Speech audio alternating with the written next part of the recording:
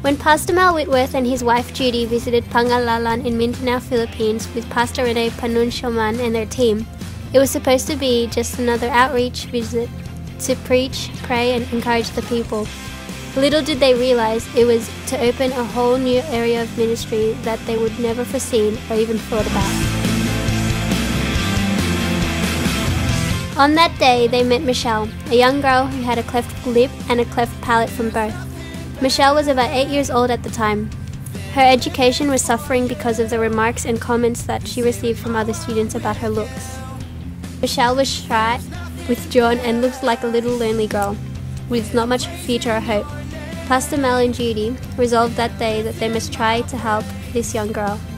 After much investigation, searching internet files, many emails, they have finally located a group called Operation Smile, who offered to help them if they could get Michelle to Manila. Costs was going to be the biggest hurdle. Airfares to Manila for Michelle, her mom, accommodation, and food for them both for the week or 10 days that they would spend in Manila. But there was no turning back. Michelle was ready, so it was decided. We just worry about each hurdle as we come to it. As each step was taken, the Lord provided. Finances came, costs were met. The operation was successful and Michelle's cleft lip was repaired. Her appearance had been changed dramatically by a simple operation, so she returned to Mindanao a much happier young girl. With cleft palate, 2 operations are required, usually 1 year apart, giving the lip time to heal and settle. Michelle has been ready for a while, so now arrangements have been made to send Michelle to Manila for a final operation of the cleft palate. She will also receive a dental plate, courtesy of a kind donation, to replace the teeth lost in the first operation. Now, a very pretty Michelle can look forward to a rosy and blessed future. She will have the biggest and best smile in the village thanks to your generous donations. Clarisse was around 2 years old when they took Pastor Mal to see her. Clarisse had no anus, it was located on her belly, so you can imagine the problems this was going to cause as a young girl as she entered into her school and teenage years. Pastor Mal has 5 granddaughters, and he immediately thought of how he would feel if she was one of them. It would take 2 years, 3 operations, and countless trips to Manila by Clarisse and her mom. First step, the surgeons had to make an incision where the anus would be located in the rear. Then countless bus trips from Legazpi to Manila and back again each week, 10-hour trip each way, to form the anus until it was ready for the next phase of the operation.